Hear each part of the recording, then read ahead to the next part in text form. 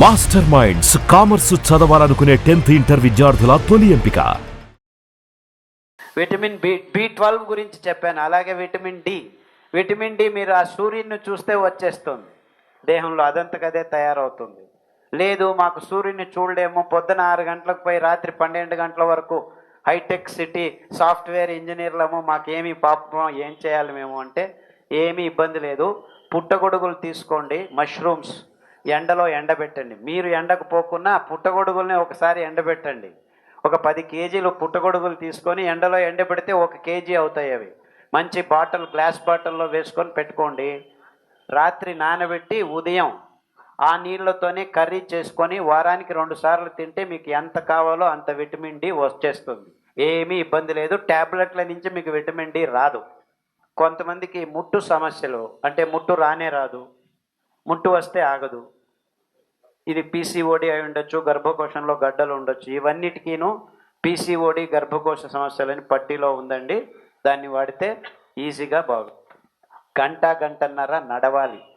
ఈ హార్మోన్ ఇంబ్యాలెన్స్కి walking is the best solution. Course నా అభిప్రాయంలో వాకింగ్ లేకుండా మానవ జాతి జీవనం చేయకూడదు. ప్రతి ఒక్కరూ, దేవుడు 2 కాళ్ళు ఇచ్చాడు. కాళ్ళు ఎందుకు ఇచ్చాడయ్యా? నడిచేదాన్ని. సో ప్రతి ఒక్కరూ ఉదయం ఆ సూర్యభగవానుడు లేస్తున్నప్పుడే, అంతకుముందే ఒక 15 నిమిషాల ముందు లేచి నడిచారంటే అన్ని పనులు సరాగంగా జరుగుతాయి రోజు మీకు. So everyday get up, walk when the sun is rising, and if possible walk in the evening when the sun is setting. Best times to walk. Expose yourself to this wonderful aspect of nature.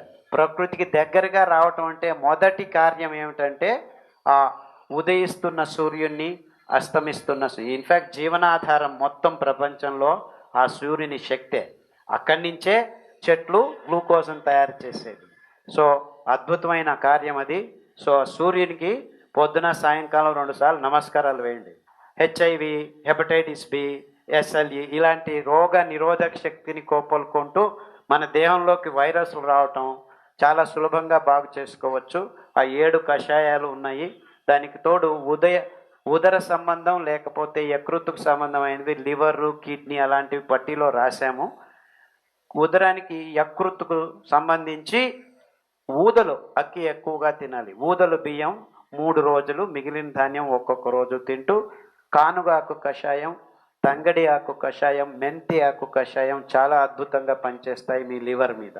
Dental problems, మీరు tooth paste brush తీసేస్తే మీ దేహం నుంచి 90% పళ్ళ problems అన్నీ solve అయిపోతాయి. కావాల్సింది మీరు బొగ్గు పొడి, కొద్దిగా ఉప్పు. 1 కేజీ బొగ్గు పొడికి 15 గ్రాముల నుంచి 25 గ్రాముల ఉప్పు, 1 లవంగం వేసి పొడి చేసి పెట్టుకోండి. ఇంటిల్లిపాది 6 నెలలు ఆ పొడిని వేసుకొని మీ వేళ్లతో మర్దనం చేయండి మీ చిగుళ్ళను. 3 వారాల్లో మీ ప్రాబ్లమ్స్ అన్నీ దూరం అయిపోతాయి. అంతే, ఇంకేమీ లేదు. ఏ బొగ్గు అయినా సరే మీరే తయారు చేసుకోవచ్చు. టెంకాయ చిప్ప ఉంది కదా, దాన్ని మంట పెట్టండి. బాగా ఎర్రగా అయినప్పుడు నీళ్లు వేస్తే బొగ్గు తయారవుతుంది. దాన్ని దంచేసి ఎండలో పెడితే అదే యాక్టివేటెడ్ చార్కోల్. ఒక్కసారి ఒక ఆదివారం రెడీ చేస్తే 6 నెలలు మీ ఇంటిల్లిపాది వాడుకోవచ్చు. ఆ డబ్బులే కోట్ల రూపాయలు అవుతున్నాయి. ఈ టూత్పేస్ట్ వాడటం ఆపు చేస్తే మన భారతదేశం సగం బడ్జెట్ మన చేతుల్లోనే ఉంటుంది. ఎర్ర ఆముదం ఉంది, తెల్ల ఆముదం ఉంది. కషాయం అంటే ఆముదపు గింజల నుంచి కాదు, ఆ ఆకుల కషాయం. ఆముదపు ఆకు కషాయం చాలా అద్భుతమైన గుణాలు ఉన్నాయన్నమాట. చాలా నొప్పులకు బాగా పనిచేస్తుంది. జామ ఆకు కషాయం, ఆముదపు ఆకు కషాయం, ఈతాకు కషాయం దేహంలో నొప్పులు ఉంటే బాగా పనిచేస్తుంది అన్నమాట. తర్వాత నువ్వుల నూనె దేహంలో మర్దనం చేసుకోవడం వల్ల చాలా వరకు నొప్పులు తగ్గుతాయి అన్నమాట. చాలా వరకు నువ్వుల నూనె అతి అద్భుతమైంది. నువ్వుల నూనె, కట్టెగానుగా నువ్వుల నూనె. Syndrome, irritable bowel syndrome, complex regional pain syndrome, అంటే డాక్టర్లకు అర్థం కాకపోతే సిండ్రోమ్ అని పేరు పెడతారనమాట. Very simple. మీరేం కంగారు పడకండి. సిండ్రోమ్ అంటే పెద్దది ఏమీ కాదు, ఏమి ఇబ్బందులు ఉండవు. కొర్రలు, అండు కొర్రలు, ఎనీ పెయిన్స్, ఇప్పుడే చెప్పాను, ఈ ప్రశ్న వస్తుందేమో నాకు ముందుగానే తెలిసినట్టుంది. పెయిన్కి చమురాకు, జామాకు, ఈతాకు కషాయాలు వాడండి అని చెప్పాను. నువ్వుల నూనె మర్దనం చేయండి. కొద్దిగా చాలామందికి కొద్దిగా గోరువెచ్చగా ఉన్న నువ్వుల నూనెతో మర్దనం చేసుకుంటే, అంటే వేడిగా చేయకండి, గోరువెచ్చగా ఉండాలి. వేడి మంచిది అనుకోవద్దండి, వేడి చాలా చెడ్డది, మనకు అవసరం లేదు. గోరువెచ్చగా ఉంటే చాలు. స్నానం కూడాను మీరు చల్లనీళ్ళతో స్నానం చేయడం అలవాటు చేసుకుంటే చాలా మంచిది. చల్లనీళ్ళు వద్దబ్బా అంటే గోరువెచ్చని నీళ్ళు తయారు చేయండి, జస్ట్ గోరువెచ్చని నీళ్ళు.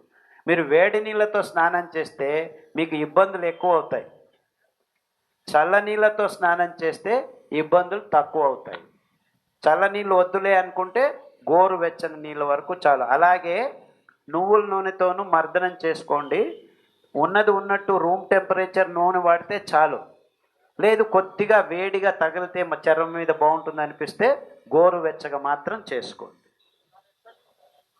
పుస్తకంలో ఉంది. ఎస్ఎల్ఈ ఆర్థరైటిస్ వేరే, ఎస్ఎల్ఈ ఈజ్ మోర్ కాంప్లికేటెడ్, దానికి కూడా పుస్తకంలో పట్టి ఉంది. ఆర్థరైటిస్ పుస్తకంలో ఉంది. గ్యాంగ్రీన్కి చాలా సులభం అండి. గడ్డి చేమంతి కషాయం, మెంతాకు కషాయం, తర్వాత చేమంతి పూల కషాయం, ఆకుల కషాయం వాడండి. 5 ధాన్యాలు 2 రోజులు తింటూ ఉంటే మీ చక్కెర రోగం నియంత్రణకు వచ్చి మొదలుపెట్టి కావాలంటే హోమియోపతిలో కొన్ని మందులు ఉన్నాయి, డాక్టర్ దగ్గరికి వెళ్ళి తీసుకోండి. ఖచ్చితంగా 100 మంది గ్యాంగ్రీన్ పేషెంట్లకి కాలు కట్ చేయకుండా, వేలు తీయకుండా బాగు చేసుకున్న వాళ్ళు ఉన్నారు. ఇప్పుడు మా మైసూర్లో చాముండి కొండని ఎక్కి దిగుతున్నారు. ఏమీ ఇబ్బంది లేదు, చాలా క్లియర్గా బాగు చేసుకోవచ్చు, ఇబ్బందులు లేవు. కానీ చాలా దూరం వెళ్ళి ఉంటే కష్టం కాకపోవచ్చు. బట్ ఒక మంచి హోమియోపతి డాక్టర్ ఆధ్వర్యంలో మీరు ఈ కషాయాలు, ఈ సిరిధాన్యాలు తింటూ ఉంటే 100 మంది 1000 మంది బాగు చేసుకుంటున్నారు. No problem at all. బొల్లి, ఈ చర్మ సంబంధ రోగాలని ఉందమ్మా, నువ్వుల నూనె రాసుకోవాలి. రాత్రి రాసుకొని ఉదయం కలబంద ఆ గొజ్జు దాంతో పూసుకొని స్నానం చేయాలి. సోపులు వాడకూడదు మీరు. No soap is good. So కుంకుడుకాయలు, సీగే పొడి, కలబంద, ఇవి మీరు చర్మాన్ని శుద్ధం చేసుకోవడానికి వాడాల్సిన పదార్థాలు. దానికి తోడు కలబంద కషాయం పుస్తకంలో రాశారు చర్మ సంబంధం గురించి, దాన్ని వాడితే తగ్గుతూ వస్తుంది. చాలామంది బొల్లు ఉంటే నూనె పూసుకొని ఎండలో కూర్చోవాలి అంటారు. ఎండలో కూర్చోవాల్సిన అవసరం లేదు. Just day before yesterday I got a message, WhatsApp message. ఈ వాయిస్ పడిపోయింది, ఏదో చేశారు డాక్టర్లు, వాయిస్ పడిపోయింది. 8 సంవత్సరాలు అయింది వాయిస్ పోయి. ఇలాగే నేను నా లెక్చర్ ఎవరు అటెండ్ అయ్యి సిరిధాన్యాల్ని 5 వాడటం మొదలుపెట్టారు. కషాయం ఆ 7 కషాయాలు తాగడం మొదలు పెడితే 8 నెలల్లో వాయిస్ వచ్చేసింది. రికార్డ్ చేసి పంపించారు నాకు తెలియదు. Actually I don't know that it can happen. నేనేమి ఎవరికి బాగు చేయలేదు, కానీ ఇలా రాసి పంపించారు. సో ఇలాంటి అద్భుతమైన విషయాలు ఈ సిరిధాన్యాల్లో ఇమిడి ఉన్నాయని నేను ఇంకా నేర్చుకుంటూనే ఉన్నాను. అర్థమవుతుందా? సో ఇది దేవుడిచ్చిన వరాలు మనకి, అద్భుతమైన ధాన్యాలు. అంటే ఆరోగ్య సిరులు అనే దాంట్లో రెండో మాట లేదు. సో మీరందరూ గట్టిగా ఈ వరి బియ్యం, గోధుమలు మనం తినాల్సిన పదార్థాలు కాదు అని మీరు